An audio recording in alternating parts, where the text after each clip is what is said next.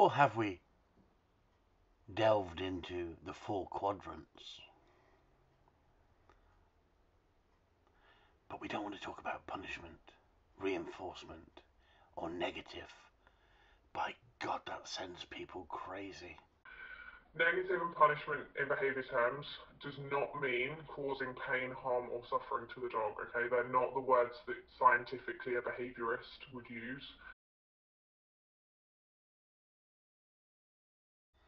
So there you have a dog having freedom in an open area where other people take their dogs. Not on the lead, allowed to go wrong.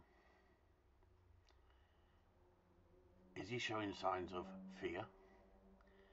Let's have a look at this black thing here. Look at that. It took off. What did the dog do? The dog turned. People over there, look.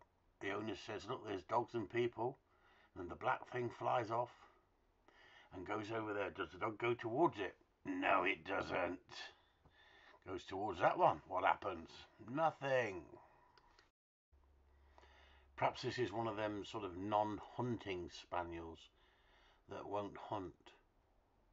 That is not quite bred right. Well, I can tell you, this dog's gonna hunt, no problem at all, Robert. No problem at all. We actually encourage them to chase, and yet look at this bird here, look, and the dog's staying with us.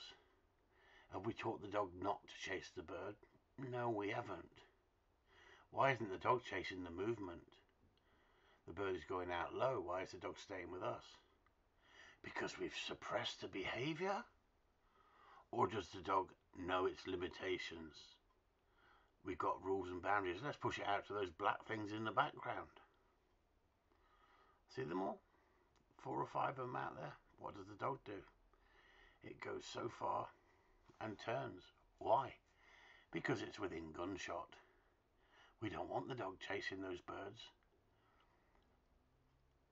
Because we're training it to be a gun dog, not a pet. But if you had a pet, wouldn't you be happy that your pet's not chasing and disappearing across the fields? It's about 6 miles. You could lose your dog here. You could go over the bank and into the gorse and never see it again. There's mine shafts here.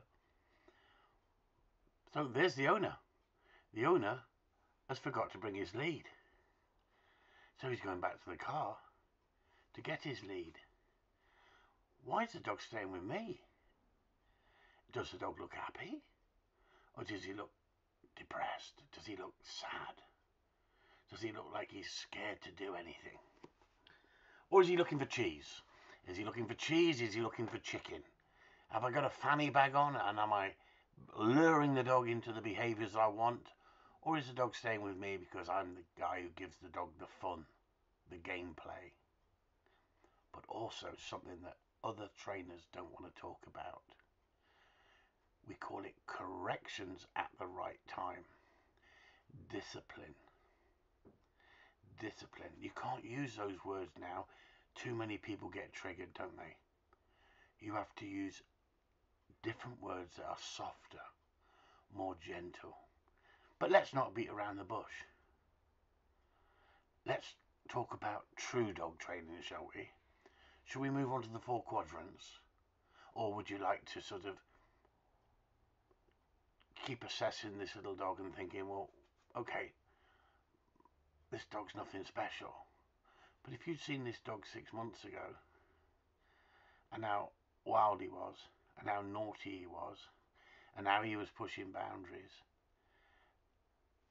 and the owner has spent the time conditioning the dog under my guidance, have we got a dog there that is shit scared to leave your side? The owner's not there. Now I ask the owner to call the dog.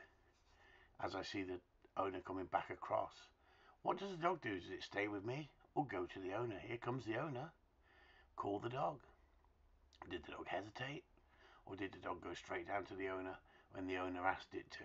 If I called the dog, it would come back to me because it's been conditioned. There's no lead. There's no lead. As we came into this area, there were the black things all on the floor. The temptation was to chase the black things and not listen, or go after the other dog that they were throwing a ball for. Because this dog used to do that sort of stuff, and the dog used to push the boundaries and get away with it. Look at the little dog coming back to me. Why? Because he's looking to play the game. But you can't just play games alone, can you?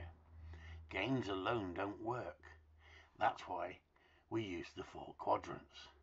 Now, if you talk to the science brigade of the dog training world, who go off to little dog school, they'll talk about the 4 quadrants, and you listen to one lot and then you listen to another lot, they'll tell you completely opposites. The latest craze is to change those words that are trigger words like discipline, punishment, correction. Don't use those words, and then you'll win people's hearts and minds. We use correction when we need to use correction. Oh, by the way, it was slowed down, Robert. Did you see that? How the dogs just suddenly come alive? No, it was slowed down because we didn't need to show off. We were just showing you the control and how the dog is happy to explore and yet happy to be with us. Now, Robert, if you want to see the rest of the video, come over to Patreon and I'll show you how we did it. I've come up with a wonderful idea. Let's start a dog training program. Never mind the bollocks. Show us your dog. Instead of sitting there talking about how to train a dog, put some videos together. Put the videos up for everyone to see. Because anybody can sit on the end of a computer screen reading off a script of what they've picked up on Google, what they've gained by going to seminar after seminar, listening to the science dribble that is out there. I say put up the videos and show us your dogs. Now, I've done it, and yes, you're going to get some kickback off it on the odd occasion from some idiot who says that isn't dog training, that's abuse. You have to define the bigger picture rather than just a short clip